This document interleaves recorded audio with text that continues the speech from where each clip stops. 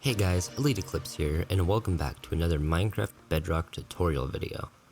In this one, we're going to be looking at pumpkin farms. Now, pumpkin farms are very useful because you can use them for trading to get emeralds, or you can use them for jack-o'-lanterns for unique lighting, a bunch of stuff.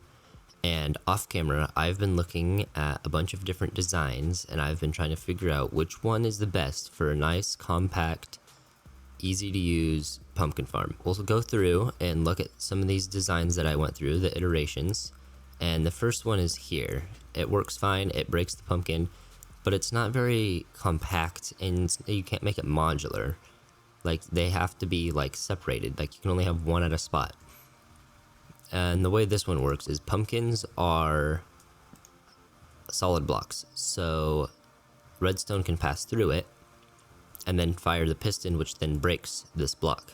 This one over here, the observer detects when it's placed and breaks it. But this one's not very compact, and it also cannot be modular, because if you don't have any of this stuff here, if you just have the observer going into it, it then, oh, that's not a pumpkin, it then just creates a redstone clock that goes back and forth, which can't happen. So you need the repeaters in order for it to stop, so the pumpkin actually has a chance to grow.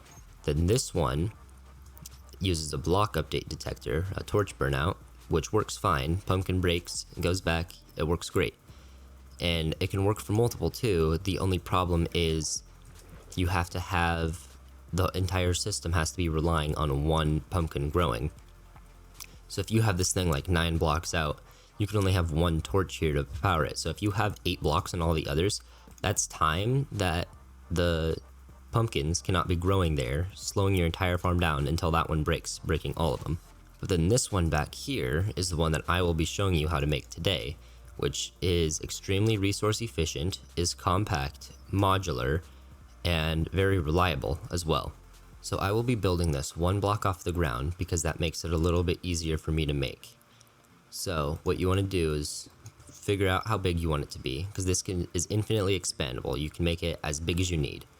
And then on every other block, you want to place a piston facing this direction. And we can place blocks in between it, then place blocks on top of it, all the way across on top of it. Then on top, the block above each piston, you need a redstone torch. And then you need blocks across the top of the redstone torches. Then behind, on the same block as the pistons, place a piece of redstone dust there, and they will all activate for a brief moment. And then you want to place one going, not like that, you want to place one going downward, like this. And that will also activate them.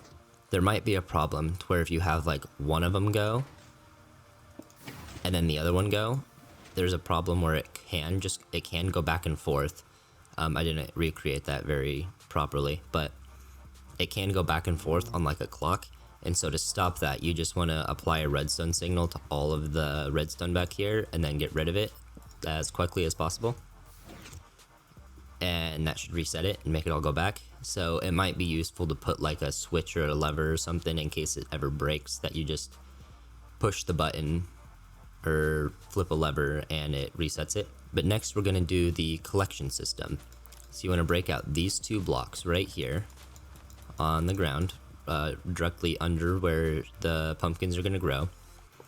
Then we'll need 2 normal rails on each side and hoppers underneath the rails on one of the sides. And then we need redstone blocks or a torch or something to power the powered rails. And it goes back like this. And you can place a minecart here and it will send off. And then minecarts can pick up items through blocks. So the pumpkins will break on top of the block here, getting picked up by that, and then get put in here. So if we throw something over there, it gets picked up and gets thrown into one of the hoppers. And that even works if it's on top of a block, like that. So now what we want to do is I'm actually going to break this because that's probably a little bit loud and annoying. So I'll put that back in later. But we want to put this in here where they are going to grow, the pumpkins. And I would recommend using stairs because it makes it more compact and a lot easier to use to hold your water in, because the water will also keep the farmland hydrated. So I'll put water in all of these stairs, and then I will till all this ground here.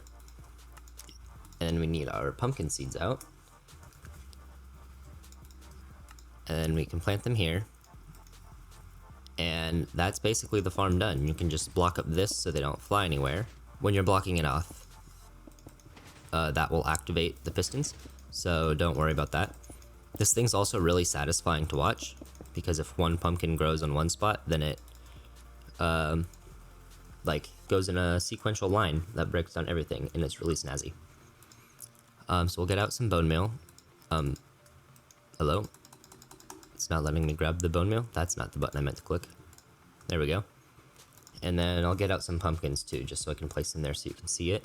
So let's put the minecart back in. And that will go off like that. And we can connect our hopper there.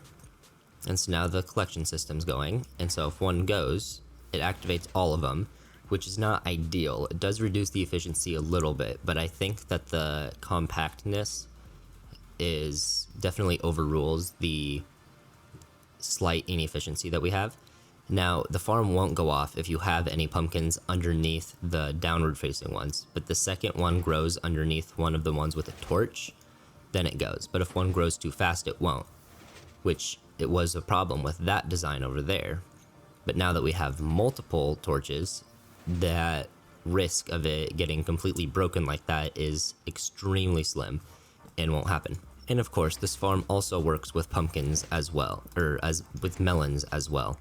So melons will grow, they'll get broken by the system, the hopper minecart goes under, picks it up, and we're all good. So there you go. This is my design for a pumpkin and melon farm. I haven't seen any design like this on YouTube, so you should let me know if there is any, if you've seen a design like this before, but I have not found one like this on YouTube. Anyway guys, thank you so much for watching. If you liked this video, make sure you hit that like button down below. If you really enjoyed it, make sure you hit the subscribe button, and I will see you all in the next one. Bye!